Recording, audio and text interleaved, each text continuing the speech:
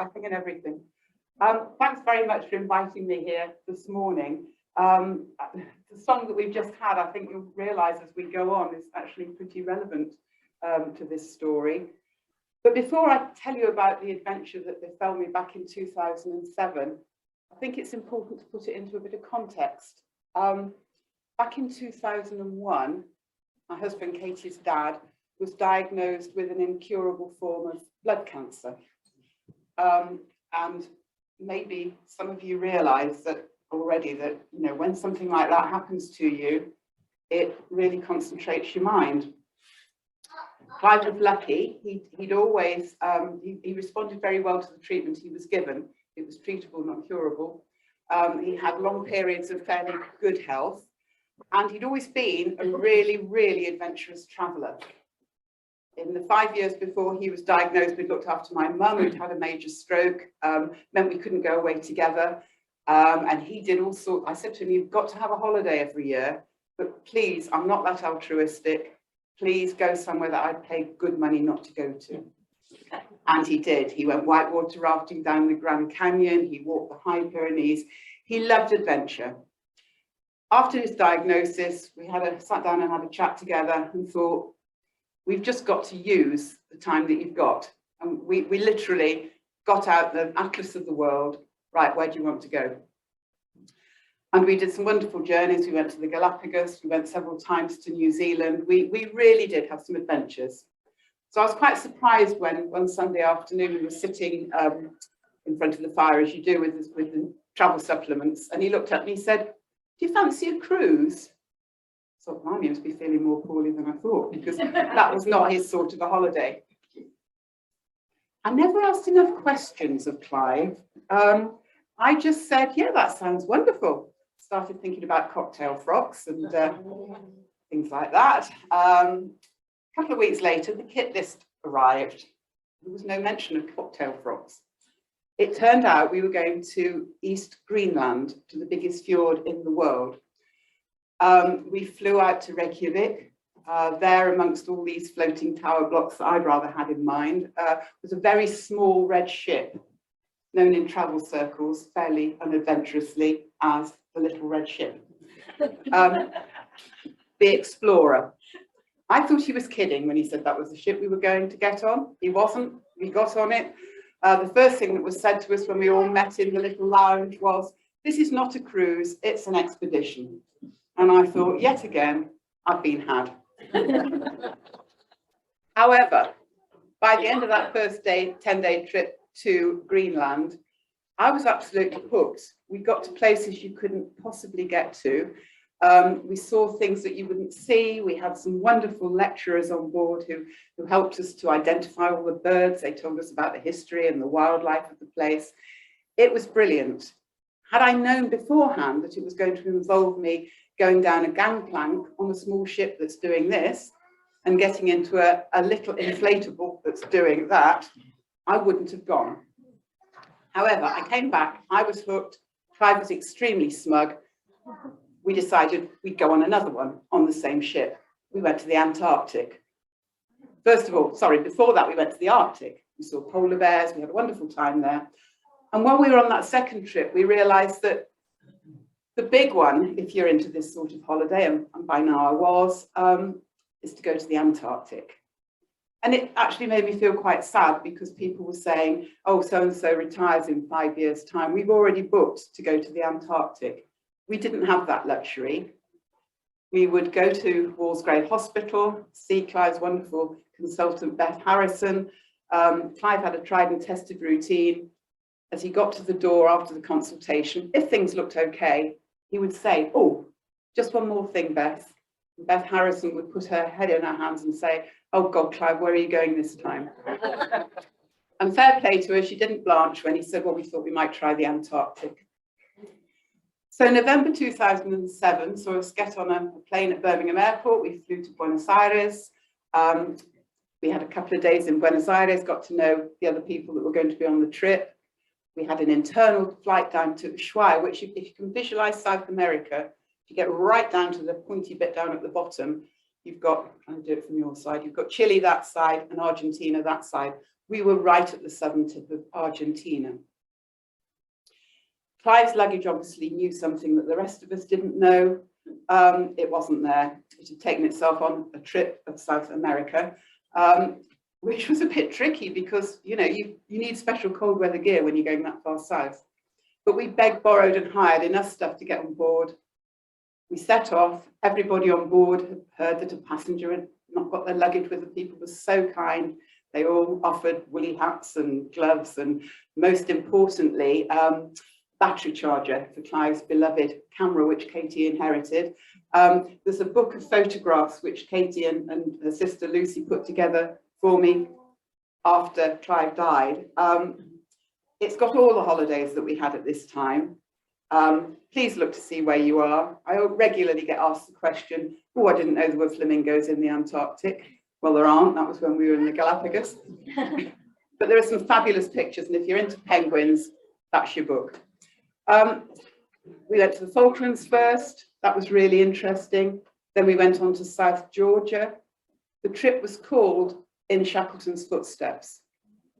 We didn't realise how close to Shackleton's footsteps we were going to get at that point.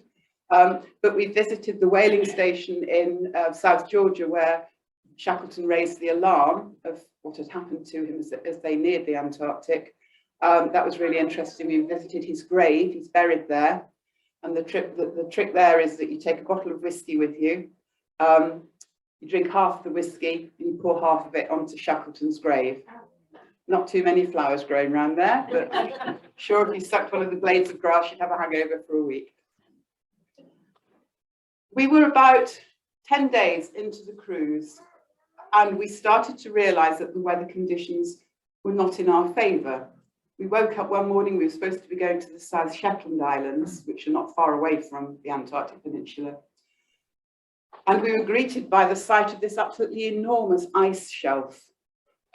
It just stretched as far as the eye could see. I mean, I thought we'd got to the South Shetlands, it was that big. And global warming, what had happened was it wasn't colder than usual, it was warmer than usual. This had sheared away from the Antarctic Peninsula, was in our way. The captain made the decision, can't get to the South Shetlands then, because by the time we'd got round it, we'd be days out. So we headed straight for Elephant Island. And for anybody that knows their Shackleton, that's where he left some of his crew, while the rest of them made this extraordinary 800-mile journey in a rowing boat back to South Georgia. Most inhospitable strip of bare rock and ice that you could possibly imagine. How anybody survived there, I have no idea. We spent the day looking around. We didn't actually get off the inflatables that day, but we were zipping round Elephant Island. We were looking at leopard seals, which are the most evil-looking creatures I think on God's earth. Lots of chin-strap penguins. And we all piled back on the ship that evening in really high spirits, because the next day we were due to land on the Antarctic Peninsula. We'd seen lots of king penguins and various other gentoos and chinstraps and you name it, we'd seen them. But we were looking, well, I particularly, I'm a bit of a penguin freak, was looking forward to the emperor penguins. So we were all really excited that night. We've been lucky all trip. It was clear, sunny, obviously cold, very good visibility. And because we were so far south, sunset didn't happen until about 11 o'clock at night.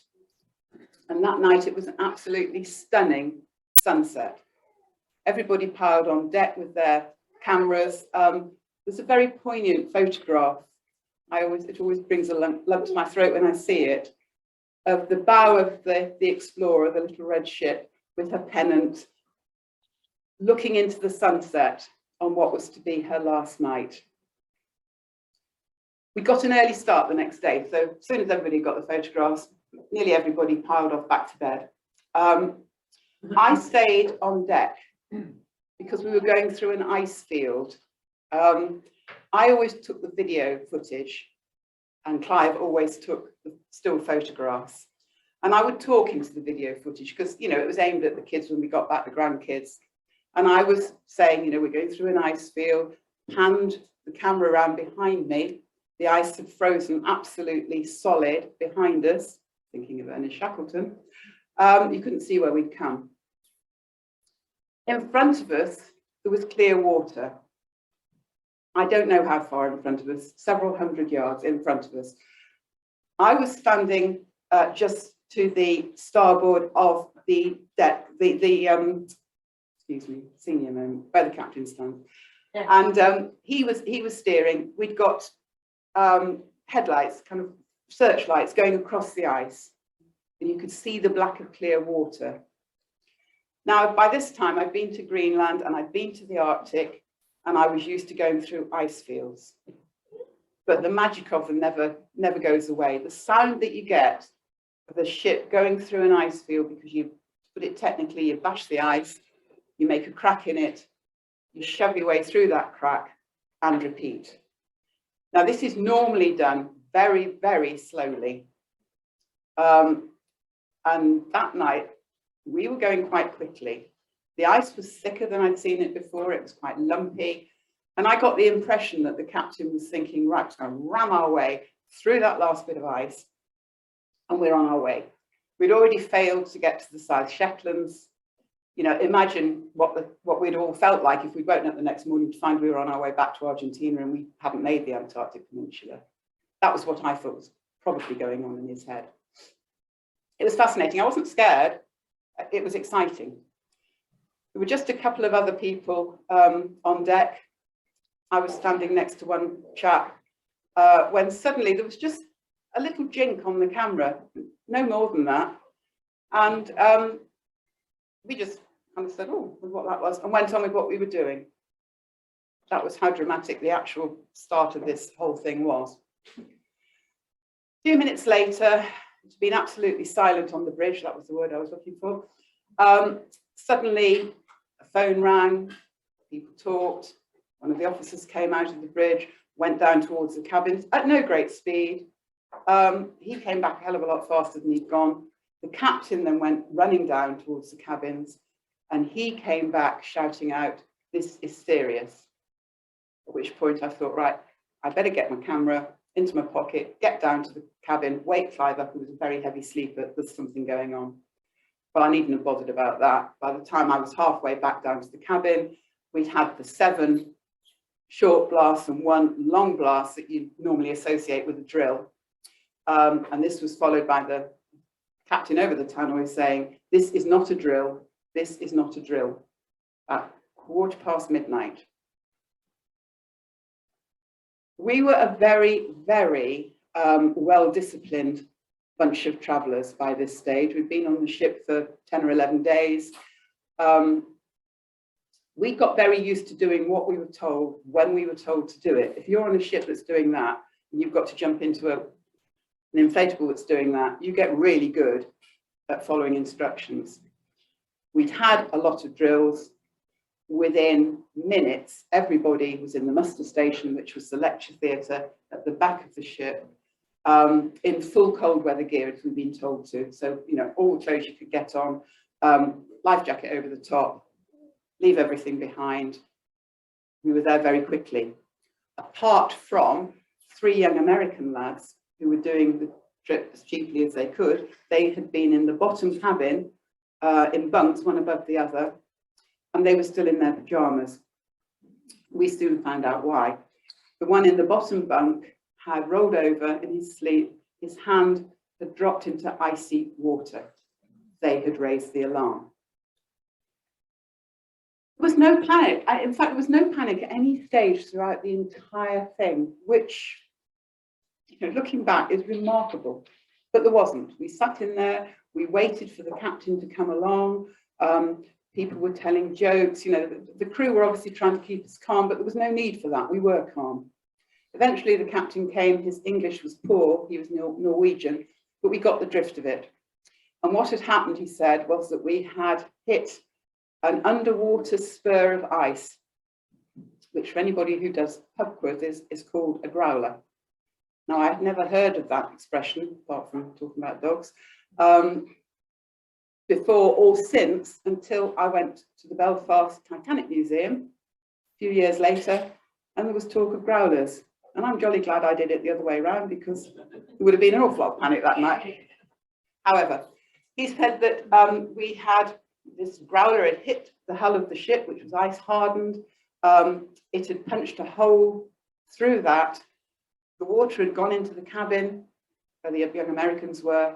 They'd stripped that cabin back to the bulkhead. They had rammed loads of mattresses in. They'd pumped the water out. The water level was going down. We had to stay where we were for the time being, but there was nothing to worry about. We weren't allowed back into the main body of the ship. We were allowed onto the stern deck. And it never got pitch dark because we were so far south. And while the horizon was doing what horizons do, you could see that the ship had got just a very, very slight list on it. After a while, the captain came back and he told those of us in the top layer of cabins, about 6 couples, to go back to their rooms and start packing. Now, I assume at this point he was hoping that there would be a ship in the vicinity that could pick us up from our ship. I wasn't keen on going back because, you know, we all felt safe while we were together. But again, you do as you're told, went back to the cabin. Clive went into the cabin. I went down to the end of the corridor. And at that point, I realized how much trouble we were in. We're on the top layer of cabins. I'm looking down the stairwell. I can see water lapping the stairs. Went back into the cabin. Clive was a very methodical man, folding stuff up, putting it into a suitcase. I was on fire that night. You know, my dad was a naval man, and I think he was sitting on my shoulder. I just went to the drawer that we'd got between our 2 bunks that we'd chucked everything in when we first got on the board that we thought we wouldn't need again until we got home. So into my little nylon bag, which is still here, my trusty nylon bag that I always travelled with, I tipped the drawer. Now, along with photographs of penguins and sick bags, I got car keys, house keys, mobile phone, credit cards. Nobody else had got those. I didn't stop going on about that for months after we got there. It was great. Having just done that, we did the full Titanic bit through the porthole, could see an iceberg, smacked into the side of the iceberg, all the lights went out.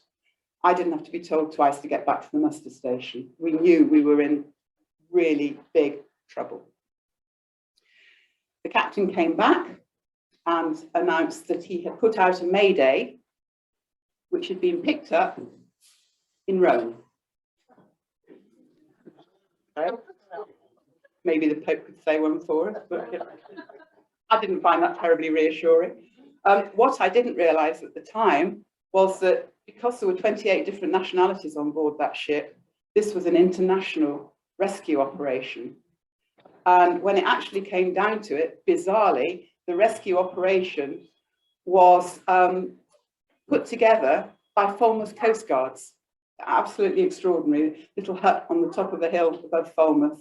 When we got back to the UK, we went down with a box of chocolates to say thank you very much for saving us.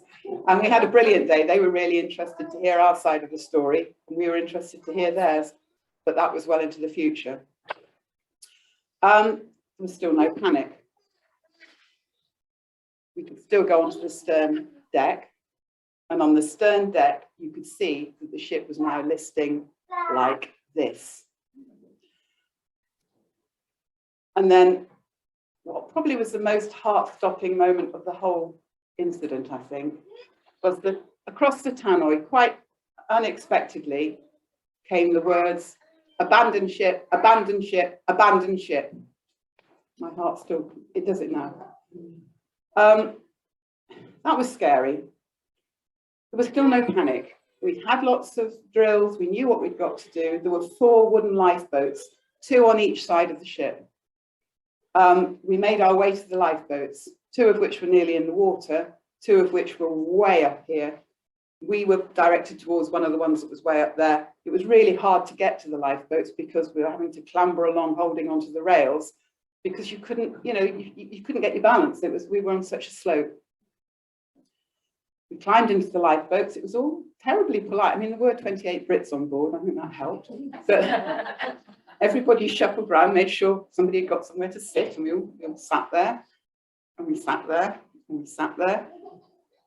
And the Filipino crew were rummaging around in the little engine of this wooden lifeboat, pulling bits out, shouting to each other in Filipino. The engines weren't working in 3 of the 4 lifeboats. Now, you can't go anywhere without an engine, clearly. We didn't know what was going on. We actually all have our lives in the hands of the chief engineer at this point. And this amazing guy managed to get down into the engine room, I don't know how, because it must have been flooded, and get through just enough electricity, as I said to you before, the power had gone, to get the inflatables down. These inflatables that I spent so long whinging about because I hated having to jump into them. They had to be lowered on cables, which required electricity. The lifeboats themselves were lowered manually on great big chains, and you can see the chains hanging down the side of the ship, if you look at the photographs there. We didn't know what was going on. All we saw were these 4 inflatables whiz down the side of the ship. Before we had a chance to wonder what that was all about, the lifeboats were released. Have you been to Alton Towers? It was very similar. We shot down the side of the ship at huge speed, hit the water, great tidal wave of icy water into the lifeboat. We were all absolutely soaked, down your Wellington boots, down the back of your neck, but we were away from the side of the ship, and that was a good moment. We were about 20 minutes suspended on the side of a ship that's kind of like this, and you think, well, if that suddenly flips over, that's curtains for all of us. An inflatable came and attached itself to each of the lifeboats and pulled us away from the ship, so that if the ship did suddenly flip, it wouldn't suck us all down. And there we were, in the middle of nowhere. We didn't know where we were. You couldn't imagine that anybody else knew where you were. We were surrounded. Somehow we got through the ice field, but we were in an ice floe. There were big icebergs all around us. We could see the other 3 lifeboats on the horizon, but we didn't know whether everybody had made it into those lifeboats. It was a very odd feeling, and it's impossible to describe that feeling, really. You lose all sense of time and place. I knew that Clive was dying, and I, to my eternal shame really, thought this could save us both a world of pain. I put my head on my life jacket and tried to go to sleep. Clive knew exactly what I was doing. I found out that night why he was still alive 6 years after he'd been given 12 months to live, because he was not going to die that night, and neither was I.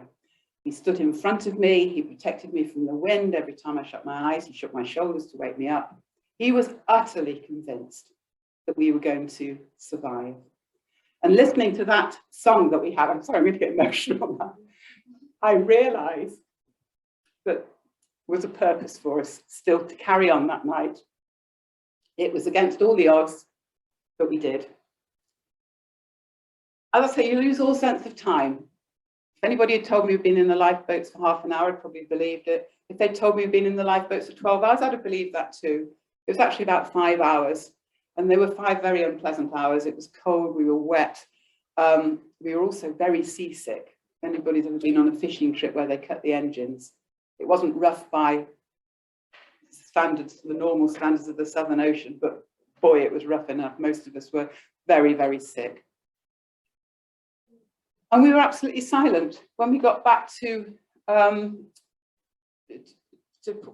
Arenas, which was where we ended up eventually, there were loads of reporters waiting for us. And somebody said to me, oh, did you sing songs and tell jokes to keep yourself going? No, we didn't. Everybody was in their own little bubble. We were all just silent until things started to happen. Firstly, a helicopter came over, and you think, where on earth has that come from?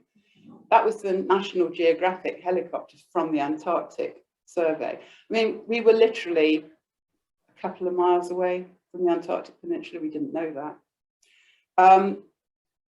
And then on the horizon, we saw a speck of light, which got bigger and bigger and bigger. and eventually translated itself into one of these cruise ships that I always wanted to be on. So I got there in the end.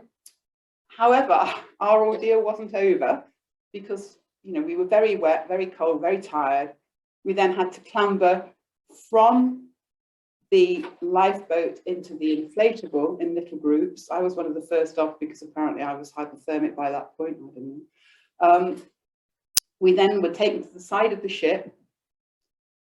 They were lowering their big lifeboats, but the guy that had taken me over decided that I couldn't wait for that. I needed to got warm quickly.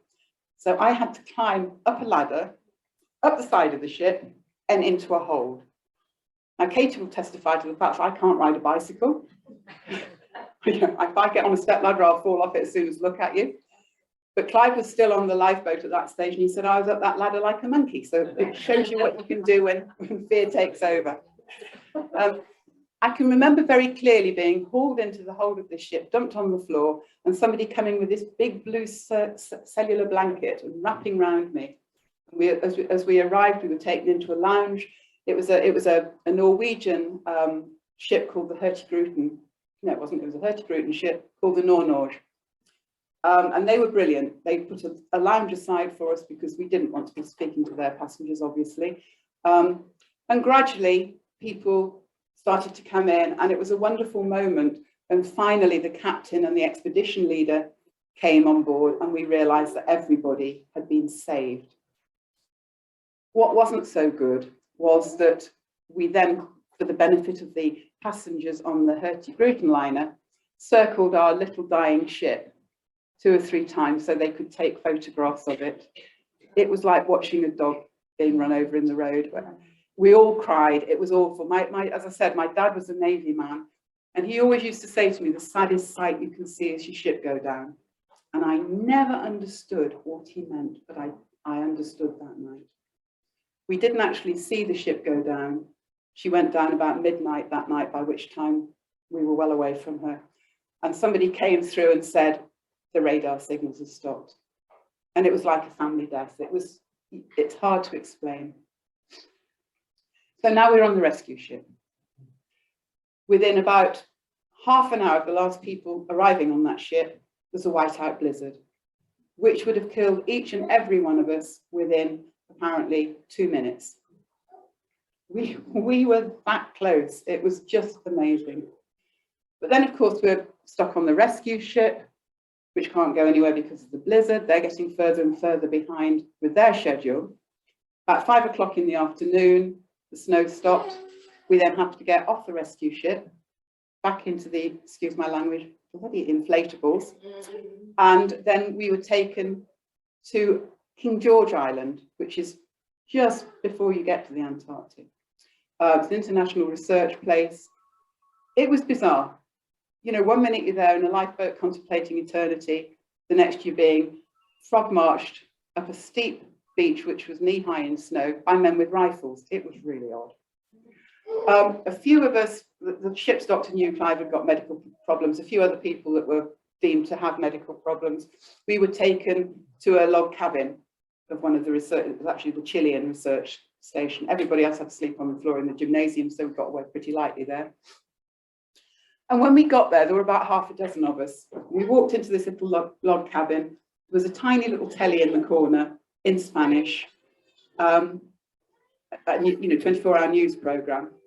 And there was our little ship on its side. And I think that was the first time it really hit us what had happened. And it also hit us that everybody else knew what had happened. I mean, I'd actually said when we were on the rescue ship, blimey, I hope the girls don't get to hear about this. You know, I've got visions of turning up a week later and saying, you'll never guess what happened to her. Of course, it was all over the breakfast news the next morning, which was awful for Katie and Lucy, you know, and they were pursued by the press then. It was very difficult. The next day, what we didn't realize again was Argentina and Chile were having an argument about who's going to come and pick us up because it was a good photo opportunity. Chile won that one. They sent a Hercules transport carrier across, complete with foreign minister and a bunch of press. About the first half a dozen of us were filmed shaking hands with the president. There's this foreign minister bloke who gave us an entry visa to Chile. He then got bored and went and sat back in the thing. Nobody else got an entry visa, which caused them endless problems when they tried to get out of Chile a few days later. Different story. Half of us went back to Chile that night on the Hercules transport carrier. We could all have got on it if it were not for all the press and all the rigmarole of these other people, but half the people had to wait until the next day. We got to this tiny little airport, a tiny little place called Punta Arenas in Chile. It was mobbed with press. There was press everywhere. They were so intrusive, I can't tell you. If they couldn't get a story, they made one up. We got really, really good at dodging the press. The next day, which was a Sunday, the rest of the team arrived on a second Hercules, together with the CEO of this little travel company. It was a Canadian travel company, who, as you can imagine, was in all sorts of a pickle about the whole thing. He gave us all $100 American, which bore no relationship whatsoever to whatever the currency is in Chile. He'd laid on a bus because it was a Sunday, and he had persuaded the little local department store to open just for us. Think Grace Brothers, year about there.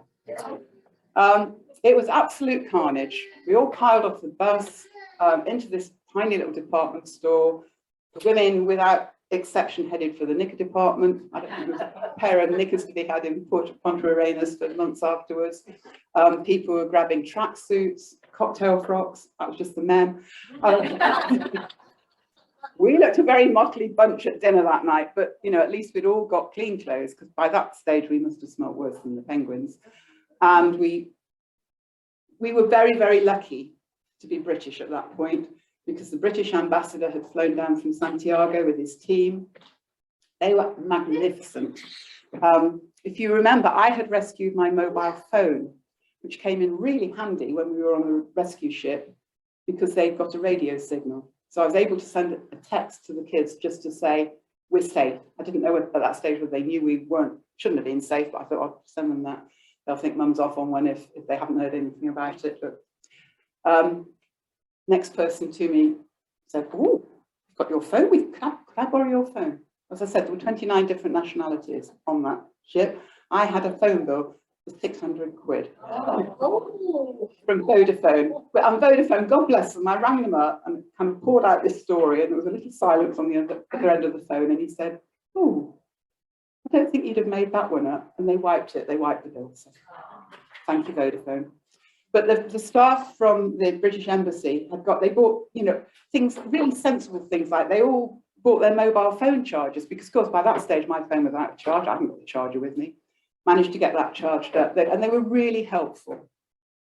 And people started then to make their way back home. We'd all got flights booked, obviously, but they were booked from Buenos Aires for a week's hence. So it took some time to get ourselves organised. It was on the flight back from Santiago to Buenos Aires where Clive's luggage made its dramatic reappearance. He was the only person that got anything left from that trip. It's the only time I've ever been on a 3-week holiday and had absolutely no washing to do. His was all in the Cape and mine was all down at the bottom of the Southern Ocean. But it was on that leg of the journey that I thought, I'm missing a trick here. We'd spent days and days and days dodging the press, as I say, who were awful. Before we'd left the UK, we'd realised that the latest cycle of Clive's treatments, he would have a treatment, it would work for a while, then it would stop working. They'd bring out another treatment, he'd have that for a while, that would work, it would stop working. He said it was like walking the plank, and when you got your toes over the end of the plank, somebody would run along with another piece of wood and hammer it on. We'd run out of pieces of wood.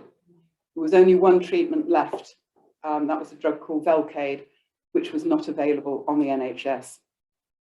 We started to make a bit of a fuss about it before we'd left for this trip. But it struck me so hard on this trip back, that all these people from around the world had come together to save our lives. Everywhere we went, people were so kind. They were doing everything they could. When we were on the research station, they'd got such meagre supplies there, being where they were. They shared those with us so generously. All these people were helping us, and we were coming back to our own country where we were being told it's actually not economically viable to prolong your life. And that made me very, very cross.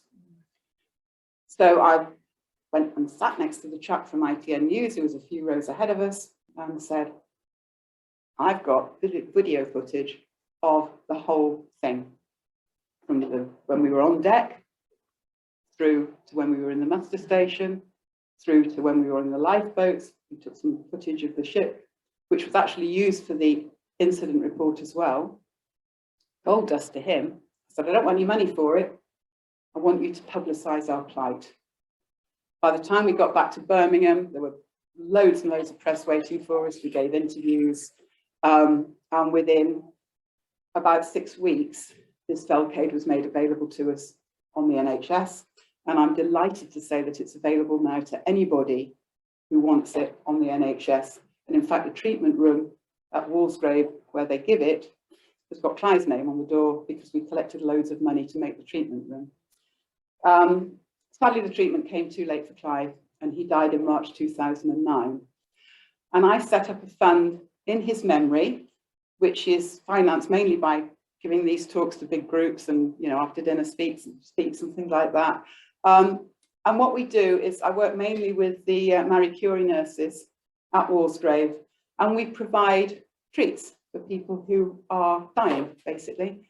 It was so important to us the whole time Clive was ill that we had something to look forward to. Now, clearly my little fund doesn't go to sending people to the Antarctic, even if they were mad enough to want to go. But we provide weekends away. You know, one of the first requests I ever had was from a lady who'd been told she'd got an incurable blood cancer. She'd got a 2-year-old. We gave her the money to buy herself a camera, take this little one off to the zoo and to the seaside to make memories, to photograph those memories and make a memory book for the little girl who probably wouldn't remember her mum when she got older. It's things like that. It's so important.